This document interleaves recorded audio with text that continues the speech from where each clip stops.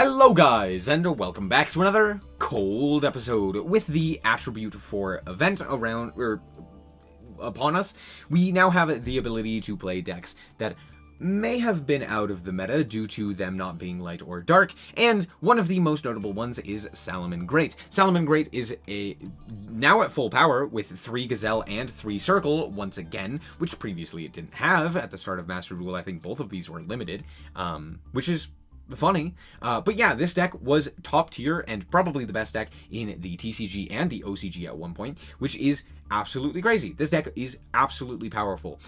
And on top of that, it is now once again at full power. So let's quickly do the card by card. Now, one notable exclusion from this deck that normally would help us is access code Talker. We also don't have things like Boral Sword or what have you to help close out games. So because of that, we do change up the way that we play as well as what we go for in deck building. So let's quickly do the card by card, starting with the hand traps. We're playing quite a few. We're playing triple Maxi, triple Ash Blossom, and the triple Infip. We would be playing more if we could play like Nibiru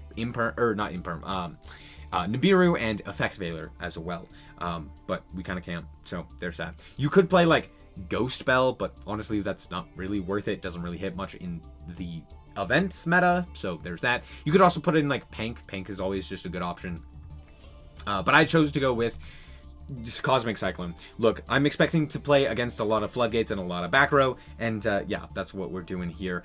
More specifically, I'm expecting to play against Umi, so there's that. Yeah, moving on, we are also playing, let's talk about the summons for the deck. We have ourselves a triple Flame Buffalo. Flame Buffalo is just like the best normal summon. You normal summon it, you discard a Cyberse, and then you're off to the races, allowing you to go into the Balinks while also being able to potentially send something to the graveyard like a Spinny or a Jaguar, and then drawing an additional set of cards to get into things like Gazelle or what have you. So that's all very nice and dandy. Next up, we are playing Triple Gazelle, newly unlimited. This card is very, very good. Being able to mill a card to the graveyard on summon, as well as being able to special summon itself from hand, is very nice. We are then also playing the one Mirror. Mirror being able to be searched off of Circle is very nice, and then being able to special summon itself, just an extra material. Also, you can search it and then discard a card if you need to, like for example, getting a Spinny into the graveyard, getting a Jaguar into the graveyard, etc. We have Double Foxy. It's nice to have occasionally if its graveyard effect is good, special summoning itself. It's a 3, it's a good normal summon, etc. Pretty decent, but we're only running 2. It's not the best normal. The best normal is Flame Buffalo or even Gazelle. We're playing Triple Spinny, being able to get itself into the graveyard and then revive itself to allow us to go into the Mirage Stallion. Very good card. We have one Falco. Normally I will summon this to send it to the graveyard to reset one of our spell traps. That's basically the only reason we're playing it. We have Double Jaguar, being able to bounce a card, or not bounce a card, being able to return a card to the deck in order to special summon itself is very nice. It's also very important to being able to reset a Sunlight Wolf or a Balinks or something like that. Very important. And then we have the one Foul as well, an additional free special. As for the rest of the cards, we're playing double Signet Mining. Having 3 is a bit, I don't want to say it's too much. It's just like there are better cards that we could be playing, like for example additional tech cards. Our deck is already pretty consistent. Having an additional Signet Mining isn't really going to help all that much. It's just going to, yeah, and I mean Signet Mining is pretty bad for our hands most of the time, just because like it dies to Ash, and then you kind of can't do anything unless you hard draw the Gazelle, which, yeah, it's not bad. Again, it's like, yeah, you could definitely play it at 3. I'd rather play like the second Cosmic or the Harpy's Feather Duster or something like that. So yeah, that's why we're playing the one Harpy's Feather Duster. One Sanctuary. Sanctuary is very easily searchable off of Balinks, which you can summon basically every turn, so it's not really that big of a deal that we're only playing the one. We're also playing one Will as well. Honestly, you could probably bump this to 2 if you wanted to as well, similar to the Signet Mining. Cut out the Cosmics, play one more of each of these. But yeah, Will is just very good. Being able to, its first effect is also very nice in like if you have very little resources, like for example maybe only one of your Salamangreats that didn't get anything else, like no extenders or something like that, like a Foxy or a Falco or something. Then you can go like Will of the Salamangreat in order to bring it back a couple of times and actually, yeah, and actually go from there, which is very nice. Yeah. Then we have Triple Circle. Just adding a Salamangreat is very nice. We have the Double Rage as well. This card is very good, and I value it way more than Roar. Its ability to pop 2 cards is very nice. It also doesn't target when it destroys, which is very cool on the second effect. Also, the first effect is also just good in general. Send a salad, pop a card, very good. So yeah, all in all, much better. And then Roar, just in Omni Negate, pretty simple. For the rest of the cards, we're playing, again, the double Cosmic, the double Called By, and that's basically it. As for the extra deck, we're playing 1 Mirage Stalio. This card can be easily recycled, and honestly, you probably only need the 1. We have the 1 Baguska. Yeah, sometimes you just floodgate your opponent. Next up, we have the triple Balinks and triple Sunlight Wolf, both of which are pretty necessary at 3. There was a time where I was testing 2 Balinks or 2 Sunlight Wolf, and yeah, you just need 3, especially in this event where you have a bunch more space in your extra deck, because we're not playing like update access code. It's just yeah, just play 3. We're playing the 1 Nightmare Phoenix. It's a fire that can be activated and popping a spell trap. Again, that's kind of why we're playing lots of back row hate, just in case. We have double Splash Mage. Splash Mage is very good, being able to go into the Heat Soul with it, and that's basically what we're doing with that. We also have 1 Ningirsu. Ningirsu is a way to deal with specific problematic monsters, right? Things that have higher attack points, things that can't be destroyed, things that can't be targeted, I believe. So yeah, stuff like that. And it's pretty easy to make. You can make it with like 2 Sunlight Wolves. You can make it with the Balinks and the Sunlight Wolf. You have lots of materials to go into to make the Ningirsu. So there's that. We have the 1 Transcode and 2 Heat Soul. We're playing 2 Heat Soul just because we kind of have some extra space. This could be a second Transcode. This could be like a Abyss Dweller or something like that. I don't know why Abyss Dweller would be all that relevant, but yeah, this could be basically anything else. So there's that. Anyway, that's it for the deck. Let's hop into the replays and show you how this deck performs. Alright, so here we are going first with a pretty decent hand, all things considered.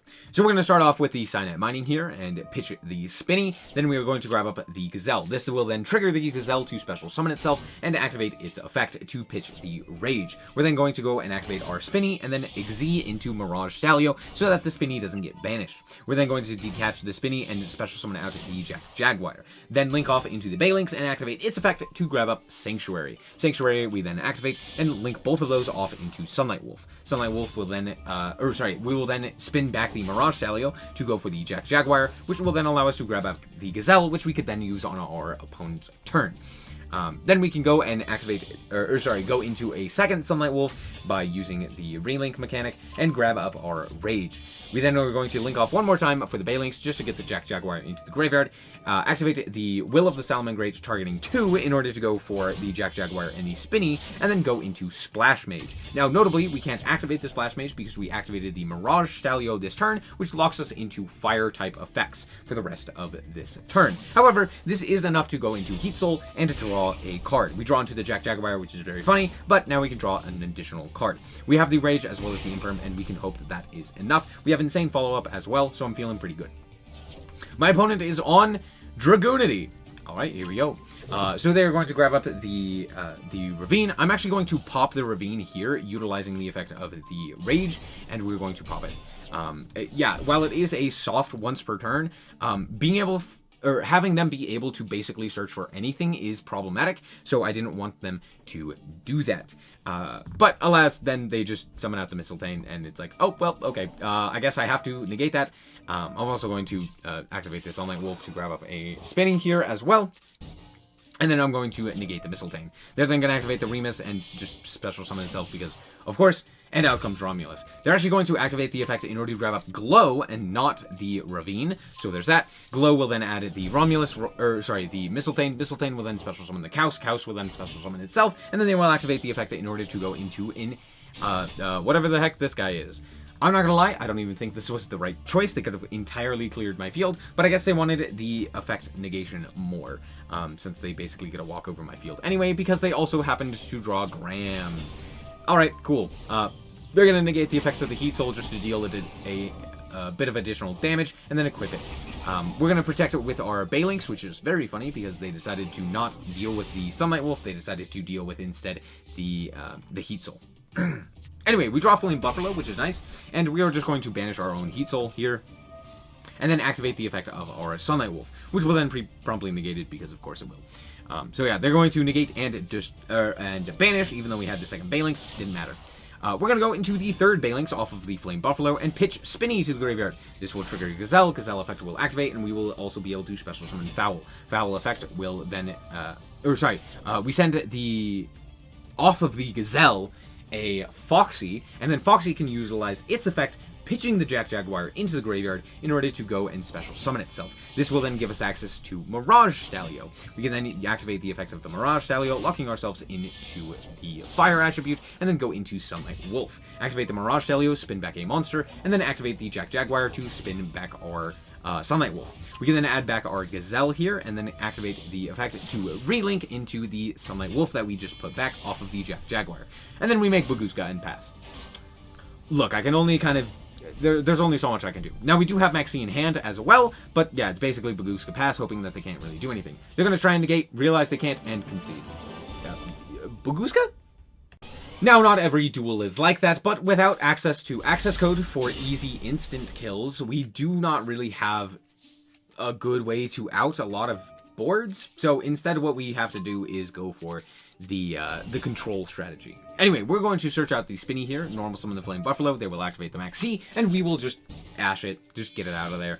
Well, yeah, we're gonna go for Balinx here, activate the effect of the Flame Buffalo, Chainlink 1, Chainlink 2, the Balinx, to grab up Sanctuary. So we're gonna grab Sanctuary, pitch the Spinny, and draw 2 just horrible draws. These are just terrible, they don't do anything fantastic. Let's move along. Anyway, we're going to then link off into the Sunlight Wolf, and then activate the Sanctuary, relink into a second Sunlight Wolf, grab up the Circle, and set a few cards and pass. Well, okay, Maxi, Circle, 2 Mfit. Let's see what we can do. They're going to start off with Foolish Burial Goods to grab up Ice Barrier. Sure. They're then going to activate Raigeki, and I will protect with Balinx. I don't know what we're doing, but sure. They're then going to banish to grab up their Ice Jade Tremora. What? Yeah, we're playing against Ice Jades. They're going to activate Twin Twister, pitching an Ice Jade Creation Fisher, and I'm going to be like, okay, that's fine. I'm going to grab up my Gazelle here, just in case they happen to deal with our Sunlight Wolf. They're then going to activate the effect of the Tremora in order to special summon from hand, and we are going to just draw into the Harpy's Feather Duster. They're going to pass on that, and yeah, they didn't really have anything else that they could actually do. We're going to activate our Sunlight Wolf in order to grab up our Circle. Activate Circle, grab the Jaguar, normal summon the Jaguar, and then go into the Balinx, which will then trigger our Gazelle to special summon itself. Oh, just kidding, I'm a liar. I didn't click Gazelle there. Anyway, we go for the Transcode Talker, and then trigger the Gazelle, activate the effect of the Gazelle to send Spinny. We're then going to activate the the Transcode Talker, and grab up our Sunlight Wolf. Now, I did have a way to deal with the board here, but I accidentally misclick here, but you'll see that in a second. So, yeah, instead of linking off the Sunlight Wolf and the Mirage Stalio, like I was supposed to spin this card away in order to deal damage, return this card to the hand, I instead just accidentally activate the Sanctuary. Doesn't activate, but we link off with the Sanctuary's effect and just make a Mirage, or a Sunlight Wolf that doesn't do anything. So yeah, I'm just going to set the Imperm and pass and be like, okay, well, I mean, it's still a pretty decent board, all things considered. They have, like, one card. I just have to deal with it. Whoops. Anyway, I draw into Gazelle, which is funny, but at this point, the game is basically over. We're going to grab back the Circle once again, link off into the World Chalice, Ningirsu, because we don't have access to anything that we can actually summon, or any, Salamangreat card that we can summon here, so the Mirage Stalio literally doesn't have a way to activate its effect to spin a card, return a card to the hand, so we have to go for the Ningirsu here. We're going to activate the Ningirsu, sending the Falco and sending the opponent's monster. Falco will then set the Rage, and then we can activate the Mirage Stalio to grab up Jaguar, then grab up our Foul. We're then going to special summon out the Spinny in attack position, special summon the Foul, and this is lethal. So we're going to attack with everything, and it's like barely lethal as well. I think we're 800 over. So yeah, there's that. Good game. Alright, so here we are going second with Frankly, an unplayable hand. This Maxi better resolve, because otherwise we're doomed. Okay, well, out comes the unexpected die. We're going to activate the Maxi and hopefully draw into something useful. Out comes the Megalo Smasher. Fun. Oh, we're going to have a good time. We draw into Will of the Salamangreat and then into Foxy. Okay, great. Foxy effect is going to activate and we are going to reveal nothing. Well, okay then. We're going to go into the Balinks here and activate the effect of the Balinks in order to grab up Sanctuary, and then we are going to activate the Sanctuary and then activate the Will of the Salamangreat. Activate Will of the Salamangreat in order to grab up our Foxy here, and now we can go into Splash Mage. The reason we're going for Splash Mage here doesn't matter because my opponent is going to negate it. Well, okay then, I'm going to set 3 and pass. Not really anything that I can do here. Yeah, this Imperm's being real helpful. My opponent goes to battle phase, walks over the Splash Mage. Cool, not really anything I can do about that. Awesome.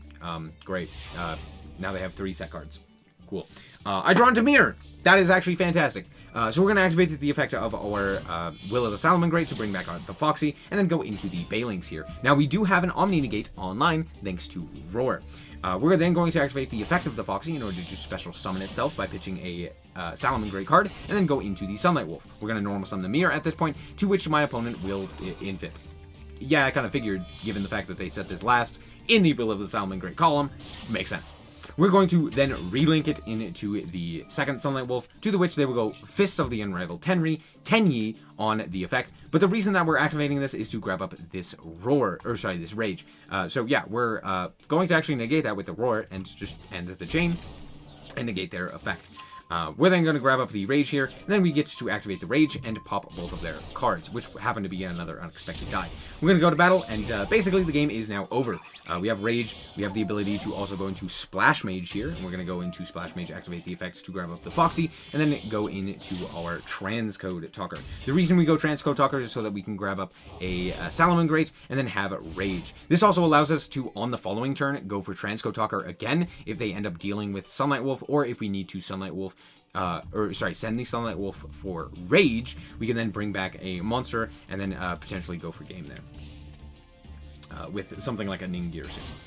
Anyway, they're going to just go for Megalo Smasher. Okay, it's just, he's just there. We draw into Falco, which is actually pretty good for us. We're going to then special summon out the second Sunlight Wolf, which then allows us to go into Ningirsu. We can then activate the effects of the Ningirsu in order to send away our Imperm, and then normal summon the Falco, which doesn't need to be normal summoned, but we can, and then go to battle and deal well over lethal.